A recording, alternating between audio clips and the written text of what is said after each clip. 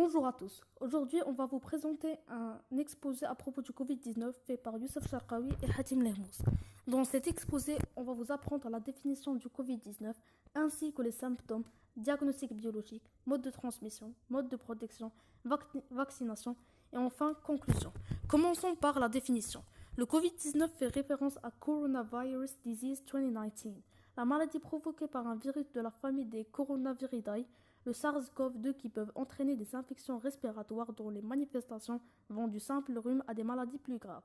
Cette maladie infectieuse est une zoonose, c'est-à-dire une maladie infectieuse ou parasitaire transmissible d'un animal vertébré comme la vache, la poule, à l'homme, dont l'origine est encore débattue, qui a émergé en décembre 2019 dans la ville de Wuhan dans la province de Hubei en Chine. Elle s'est rapidement propagée d'abord dans toute la Chine, puis à l'étranger provoquant une épidémie mondiale. À propos des symptômes, on remarque dans la photo que les symptômes les plus fréquents d'une personne contaminée par le Covid-19 sont la fièvre, toux sèche, fatigue ou bien toux grasse, contrairement aux symptômes qui sont moins fréquents comme le maux de gorge, souffle court, douleurs musculaires ou articulaires et mal de tête. À propos des personnes les plus atteintes du Covid-19, on sait que l'ensemble de la population est susceptible de contracter la maladie Covid-19. Certaines populations sont toutefois plus à risque de formes graves d'admission en réanimation ou de décès. Par exemple, les personnes de plus de 65 ans, les personnes atteintes d'une maladie chronique ou fragilisant leur système immunitaire, notamment antécédents cardiovasculaires, diabète et obésité, etc. Ou bien les femmes enceintes au troisième trimestre de grossesse. À propos de la durée d'incubation, le délai d'incubation du coronavirus est de 3 à 5 jours en général. Il peut toutefois s'étendre jusqu'à 14 jours. Pendant le temps d'incubation, on peut être contagieux, c'est-à-dire que l'on peut être porteur du virus avant l'apparition des symptômes ou à l'apparition de signaux faibles. En revanche, on ne sait pas combien de temps on peut détecter le virus chez une personne qui n'est plus malade. En cas d'asymptomatique, il semble que de nombreuses formes du coronavirus soient asymptomatiques, c'est-à-dire qu'elles ne donnent pas lieu à des symptômes.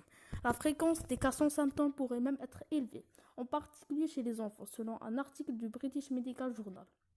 Reprenons les données des autorités chinoises, 4 infections sur 5 seraient asymptomatiques, soit la très grande majorité des infections à coronavirus. On est arrivé à la troisième étape de notre exposé qui est le diagnostic biologique. Pour détecter si une personne est contaminée par ce virus, il y a généralement deux tests. Le premier est le test PCR. Selon les biologistes, les tests virologiques recherchent directement la présence du virus SARS-CoV-2. Grâce à la technique du RT-PCR, ils détectent le matériel génétique du virus, son ARN, selon les tests à pratiquer en premier pour faire le diagnostic. Ils permettent de confirmer qu'une personne est infectée par le SARS-CoV-2, explique-t-il. En pratique, il faut le faire, selon eux, par un prélèvement de préférence dans la zone nasopharyngée, un écouvillon, une sorte de grand coton-tige, et introduit dans le nez jusqu'au pharynx pour récupérer du mucus qui sera ensuite analysé. Cette opération très agréable, il faut reconnaître, est également délicate. Si l'écouvillon n'est pas introduit suffisamment profondément, le risque est de ne pas récupérer de particules virales, plutôt tapées au fond de la gorge, prévient-il. On remarque dans la photo que la première étape du test PCR est le prélèvement d'un échantillon des voies respiratoires d'un patient. Puis il sera analysé dans un laboratoire. Et ensuite, une section spécifique du génome du virus est copiée des millions de fois grâce à la PCR. Les copies sont marquées en couleur avec une sonde. Et si des signaux de couleur correspondants sont présents, l'échantillon est un échantillon positif. Et le deuxième test est le test sérologique. D'après les biologistes, les tests sérologiques recherchent les anticorps, des molécules biologiques produites par le système immunitaire pour se défendre contre le SARS-CoV-2.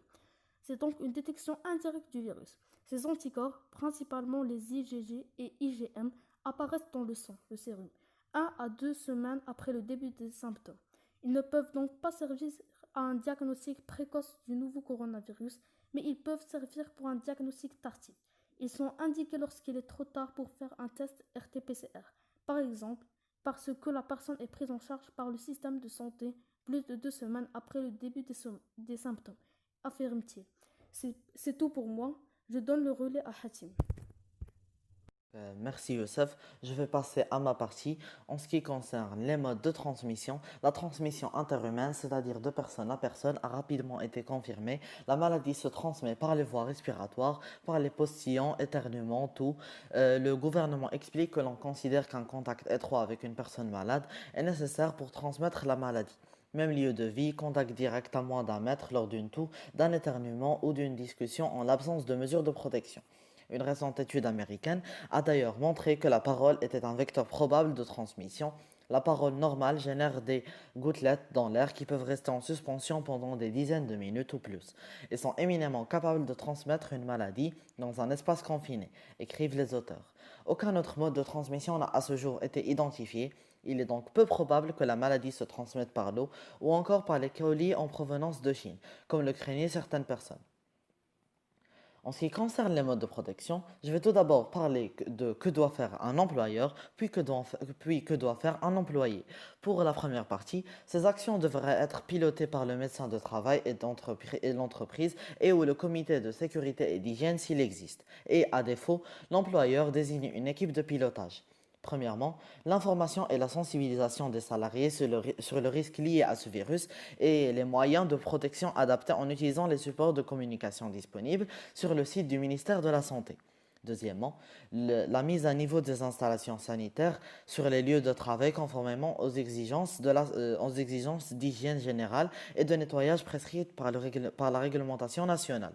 Troisièmement, pour les entreprises de plus de 50 salariés, la mise en place d'une cellule de veille dont le but est de A. Procéder à l'évaluation du risque encouru par l'entreprise et ses salariés. B. Suivre la situation épidémiologique à l'échelle nationale et mondiale établie par les services du ministère de la Santé en vue de prendre les décisions qui s'imposent dans le cas échéant. C. Mettre en place un plan de riposte et de prévention vis-à-vis de l'épidémie en fonction de son évolution conformément aux directives du ministère de la Santé. Pour que doit faire un employé? Il doit respecter des consignes générales émises par les autorités, respecter des consignes de sécurité et d'hygiène prescrites par le règlement de l'entreprise, signalement de toute apparition de symptômes et de maladies en cas de séjour à l'étranger, conformément aux recommandations prises par l'employeur, maintien de l'hygiène individuelle et de la propreté des lieux de travail, application des gestes usuels de prévention en cas de manifestations symptomatiques respiratoires comme la toux et l'éternuement, limitation des contacts inutiles sur les lieux de travail en cas d'apparition d'un cas possible dans l'entreprise, notamment les embrassades et les poignées de main. Et pour la dernière partie, la vaccination, ce que disait l'OMS en avril, c'est qu'il n'y a actuellement aucune preuve que les personnes qui se sont remises du Covid-19 et qui ont des anticorps soient prémunies contre une seconde infection. Autrement dit, on ne sait pas si une personne infectée crée une immunité qui l'empêcherait d'être infectée. Des citations que l'on retrouve dans ce communiqué dataient du 24 avril qui ne concernaient pas la question des vaccins. D'où l'importance soulignée régulièrement par l'OMS de respecter les mesures barrières et de poursuivre ardemment la recherche de traitements de vaccins accessibles à tous. Et finalement, pour la conclusion, le Covid-19 est un virus mortel et peut-être le plus imposant de ce 21e siècle. Il se propage de manière très rapide tout en causant des complications psychologiques et économiques. Finalement, le coronavirus a fait beaucoup de morts parmi les civils. Voilà pourquoi le meilleur moyen de se protéger contre ce virus est de se confiner chez soi et de ne sortir qu'en cas d'extrême urgence, tout en ayant sur soi du gel hydroalcoolique et en portant des bavettes de type FFP2 pour éviter la contamination de nos proches par ce virus et sa propagation autour de nous. Merci pour votre attention.